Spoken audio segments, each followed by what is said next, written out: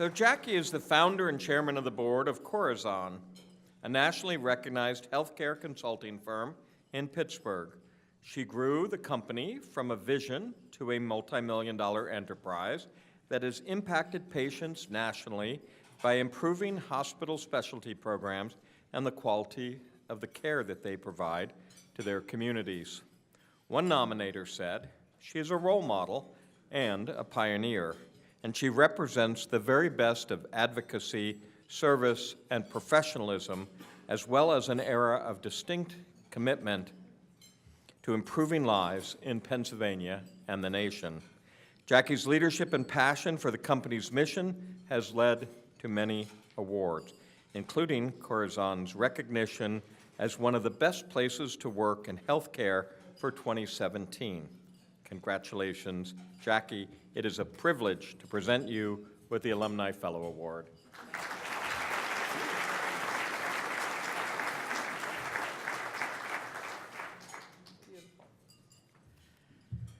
Well, I have notes here because at my age, I'm afraid I'll forget something or someone. I hope I don't need them, and I hope I can see them from where I am. But first off, I want to thank you. And I enjoyed meeting Dr. Barron this evening and realized he had lived in Pittsburgh twice in his life. And that was very heartwarming, and your story was too. I appreciate that. I also certainly appreciate the Penn State Alumni Association for this award. I have to tell you, it came out of the blue. People were up to something behind my back. And namely my sister, Karen, who is now at the helm of Corazon, and she put forward a nomination or an application to nominate. And the Dean of Nursing took that forward, and so on, and here I am. And when the Dean called me, who I'd met just once, and told me that I had received this award, I was shocked because I really didn't know what the award was. Google helped with that. And then I really had to step back and say, Penn State. I'm a Penn State grad. And I seem to be very different from many of you in my path through Penn State, and I'll go on with that shortly. But the dean called me that Friday, and Monday I got a letter in the mail telling me she had resigned. I don't know if my award had anything to do with it. But she was a wonderful leader here, and I am sorry I didn't get a chance to meet her again. When I graduated from high school in 1969, the choices for women were very limited. Some women went beyond that. But for most of us, it was be a teacher, be a nurse, be a beautician, be a secretary, be a model, be a ballerina. So those were the choices. Well, I thought that nursing would be a great fit for me because I liked math, I liked science, I liked people. And I wanted to attend a nursing program that would give me that RN and get me out as soon as I could so I could get married. And that's really all I could think about at 18 years old. Well, I found the right school and the right clinical experience, and I graduated and passed the boards, got married, had kids, and then quickly realized I don't have enough here. If I don't get a degree in nursing, I won't have the opportunities, I won't have those things that could be very satisfying, enriching, so I need to go back to school. And that I did.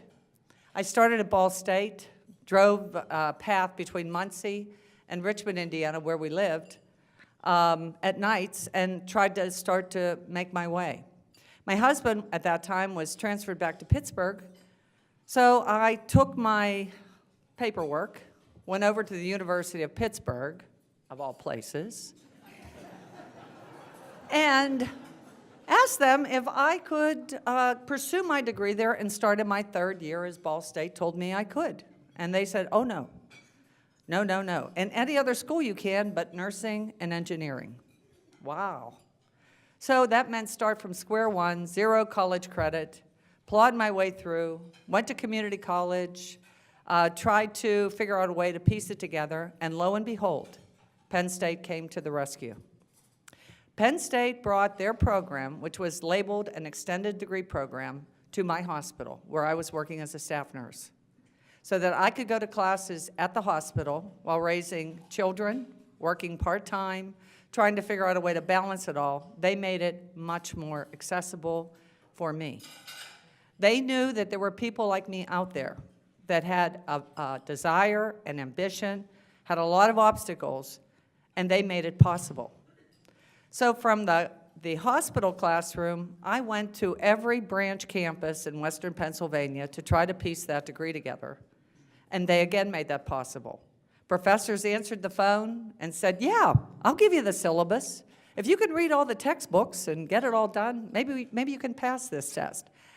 I can tell you that even in those days, Penn State worked with the government to bring a mobile van into McKeesport's parking lot, that branch campus, where I was able to use a computer, which if you thought you were going to touch it, it would blow up, okay? Those were the days.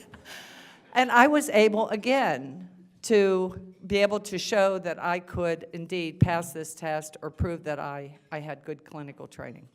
So I graduated from Penn State in 1978. It took me 7 years to make my way through all of those things, and it formed the cornerstone for the rest of my career.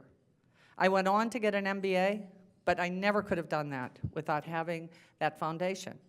I went on to start a business, which I'm very proud of, and I think that we have made a difference, as Dr. Barron mentioned, to many, many people throughout the United States. But it was that origin with Penn State, with their making it possible for me. I'm joined tonight by my sister Karen, who I mentioned before is leading Corazon and works tirelessly to continue to grow our excellence. And her husband Scott is here too, who has done everything from hang pictures to run a barbecue in the parking lot. You know, that best places to work comes from somewhere. And drive our consultants everywhere possible. I'm also joined by my 4 children who tolerated me as I was running off to classes, on an airplane, you name it, ate a lot of frozen dinners from Sam's Club, and tolerated a lot of babysitters. And they have grown to be wonderful children who are my pride and joy.